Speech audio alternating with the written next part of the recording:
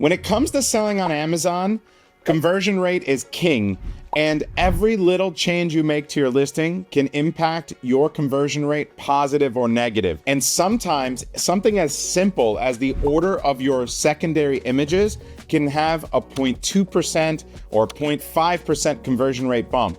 And what Anthony, one of our main coaches here at Seller Systems, is talking about in this clip is how the order of the images is going to be paramount to how you can change or improve your conversion rate. So take a look at the methodology here and how granular this gets so that you can understand the type of work you need to put into your listing to succeed. Yeah, so this is just multiple images. These were some of the V2 images that we tested. And I was just trying to get an idea for priority. Like, out of all of the images that you're being seen here, what are going to be most helpful and impactful in convincing you to buy a product? And you can see buy the product, which is kids binoculars. So some, like this image number 1, and again, I know it's kind of small here, is talking about the age range, that this is perfect for ages 2 to 4, 4 to 6, 8 to 12.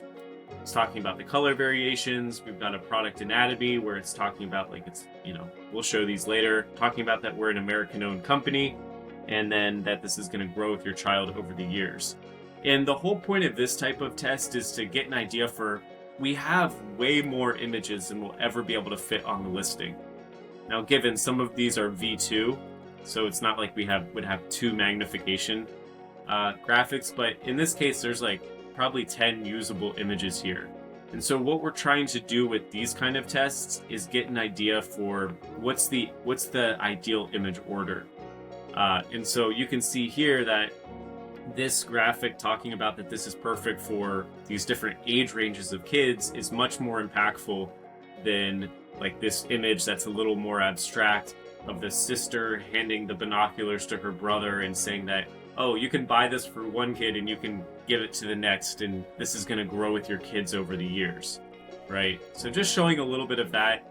These are some of the V2 of the images we created, and again, I'm just trying to get some priority of what images are the most important here, which would be the most impactful in helping someone to buy the product. So like product inclusions on this product, we saw this in the IntelliV drab test, was super important. People wanted to know what's included in this pack, and you can see that got 44% of the votes. Sizing was also super important with 40% of the votes. But like magnification and durability, at least in these tests, were not as important. Now, this doesn't mean that in my gallery, I 100% shouldn't put magnification and durability as my image position 2 and 3.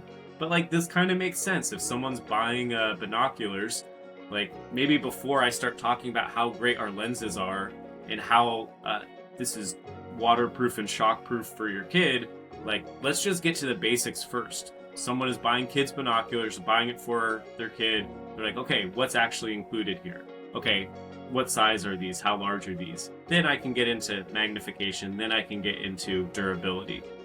And this, again, is just in a vacuum. This is just feedback that's coming from Product Opinion. But if I'm structuring these images now and I'm thinking, okay, what do I want to put in my gallery? What do I want to have first? This is a good hypothesis to test, okay? Image order number 1 is going to be, let's start with the fundamentals. We're going to have inclusions and sizing, followed by some features of the product. And then the alternate to that is like, okay, instead of getting to the fundamentals first, let's talk about the features before the fundamentals. So we're going to talk about like, what's the lens quality, what's the zoom capacity, maybe we get into durability, and then what's included, how big is this? And so it's like features before fundamentals, or fundamentals before features. We kind of switch it. Hey, if you're enjoying this content, you're going to love the masterclasses that we host on a regular basis. We've got over 1,000 members in our private community, and over 400 of them are already doing over $1 million. We regularly host masterclasses with hundreds of students, and you can find out more below. Join us. This is another one, like, okay, in the previous version, the part 1, we were showing what some of the market research, the product opinion polls look like. I'll pull up some of those a little bit again at the end, but like what I did is this, what I did previously, and you saw this already, is like I had our image for inclusions, the one that we created, and I tested it against all of the other competitor images for inclusion. And I could see, okay, ours won. But what I didn't show is, because we didn't really have enough assets to say, well, what if we made like 4 different versions of the inclusions graphic? Because we just didn't have that many. And so this is kind of like a baseline test before you would get into a competitive test.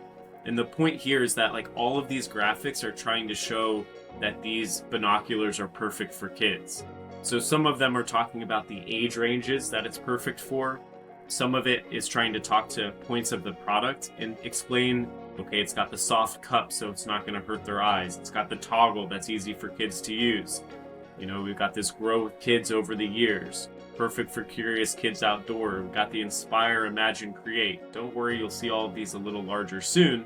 But like, we created a lot of different graphics all saying that these are kids binoculars, that they're perfect for kids. And now we're starting to see, well, I think people really like this concept for a graphic versus like we spent a lot of time and effort making this inspire, imagine, create. I think we went through like 2 or 3 iterations on this, and like most people were just not super interested in this, at least in this poll. And so I know I'm going a little all over the place right now, but I guess the point that I'm trying to make is right now, I think we've probably spent half the time on this project creating some really unique and abstract alternates.